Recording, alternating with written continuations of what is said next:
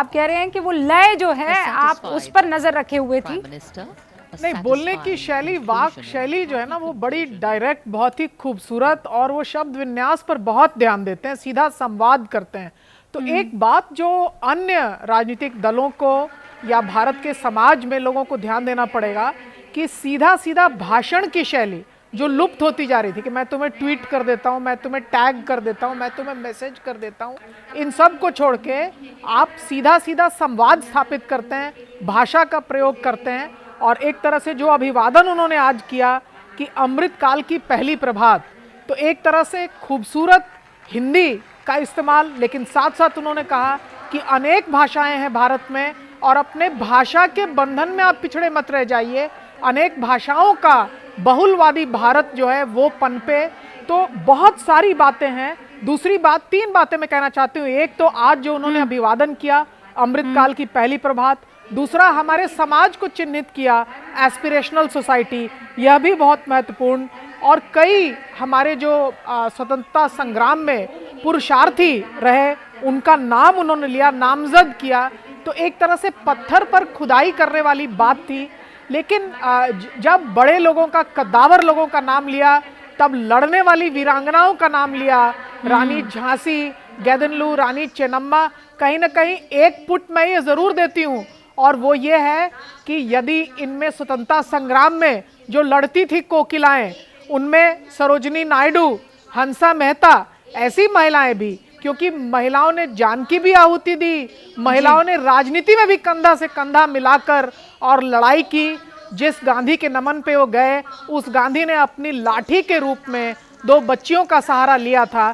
तो प्रधानमंत्री ने महिलाओं का आह्वान किया, महिला शक्ति का आह्वान किया। अब मुझे लगता है कि इस तरह से नामजद करने की जो प्रक्रिया है महिलाओं के लिए धीमे आती है, लेकिन पूरी तरह से खुले। जिन नानाजी देशमुख का नाम उन्होंने किया, नानाजी देशमुख जो संग्राम हुआ इमरजेंसी के खिलाफ, जयप्रकाश नारायण, नानाजी देशमुख कंधा से कंधा मिलाकर लड़ते रहे। मैं इसलिए आपको इस बिंदु पर रोक रही हूँ क्योंकि चूंकि आप महिलाओं का जिक्र कर रही हैं, वर्तिका नंदा वरिष्ठ पत्रकार वो भी हमारे साथ जुड़ चुकी हैं।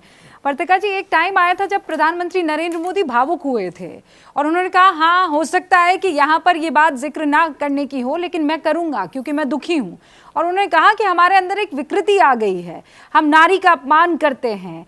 क्या हम स्वभाव से और संस्कार से नारी के अपमान की वो हर एक बात से मुक्ति नहीं पा सकते हैं? क्या ये संकल्प नहीं ले सकते हैं? ये जिक्र भी उन्होंने किया। जी, मुझे लगता है आज का प्रधानमंत्री का जो वक्तव्य था, जो उन्होंने कहा, वो अपने आप में एक पूरा पैकेज था।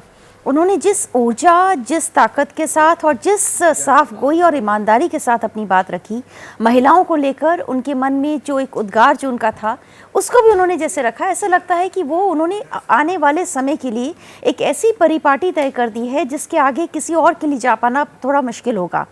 उन्होंने एक लंबी लकीर खींच दी।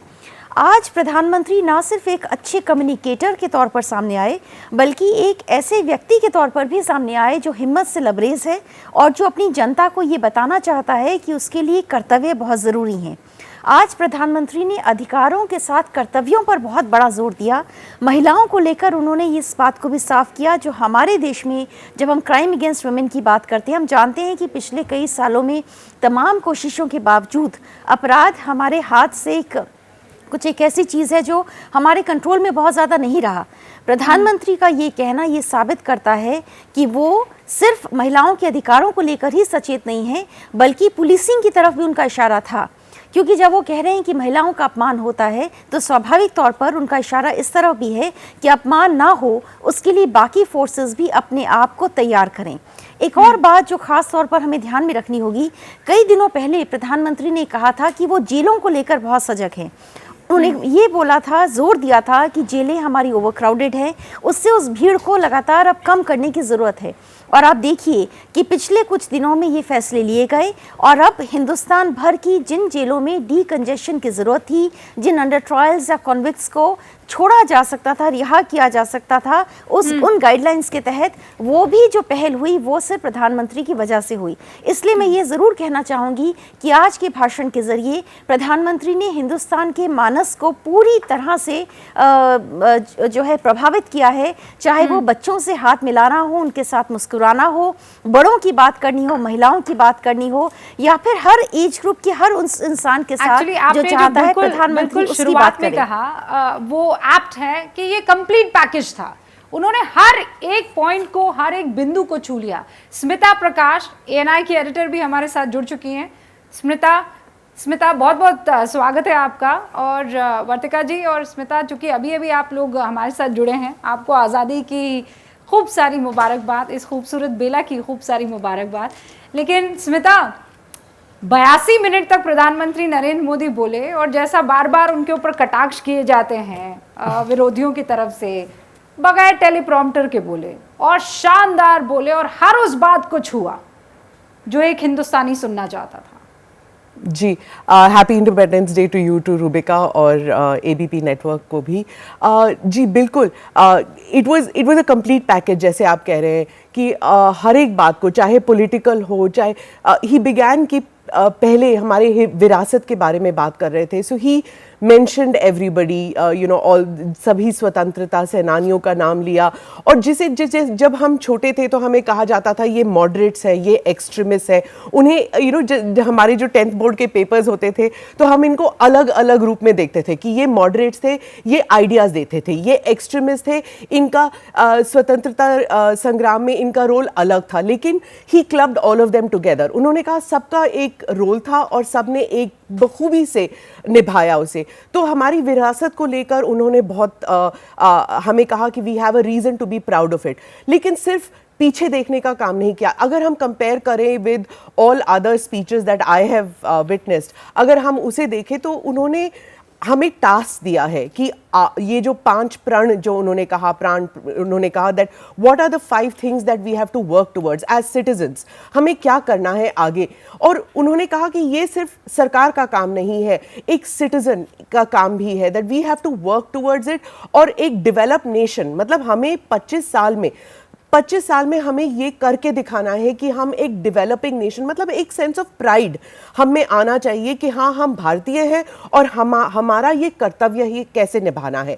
दूसरा, अगर हम देखें, ये पॉलिटिकल स्पीच भी था, मतलब ही वाज टेकिंग चार्ज कि मैं यहाँ पर हूँ और मैं ये देखूंगा। जैसे ये उन्होंने जब एंटी करप्शन और भाई भतीजावाद, इन दोनों बातों पर जिक्र किया, अगले कुछ वर्षों में आई थिंक ये फोकस रहेगा इस गवर्नमेंट का कि वो ये भाई भतीजावाद और करप्शन, इसमें वो जरा भी नहीं, they will not lose focus just because कि कुछ स्पीचेस चल रही हैं, कुछ डेमोन्स्ट्रेशंस चल रहे हैं, या एक पॉलिटिकल मोमेंटम बन रहा है विपक्ष में against this corruption, anti corruption जो ED वगैरह। तो उन्होंने साफ कह दिया that he is taking charge of it और वो आगे बढ़ रहे हैं इस पर। तो पॉलिटिकल स्पीच भी था। और अगले 25 साल में जब उन्होंने कहा कि अगले 25 साल के लिए वो एक गोल दे रहे हैं, he is making it clear कि मैं यहां हूं, मैं हट नहीं रहा हूं, मतलब I am going to work towards it. उसके बाद it's going to be upon the you know democratic process, लेकिन पूरी मजबूती के साथ। एक भी जगह मुझे झिझक नहीं दिखाई दी और बिना टेलीप्रॉम्प्टर के, जैसे आपने कहा, दिल से बातें निकल रही थी आज।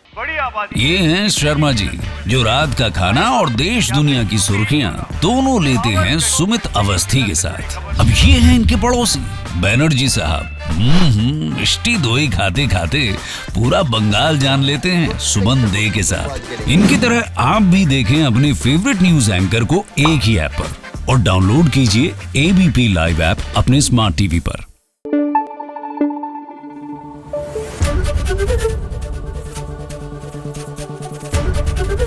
ABP न्यूज आपको रखे आगे।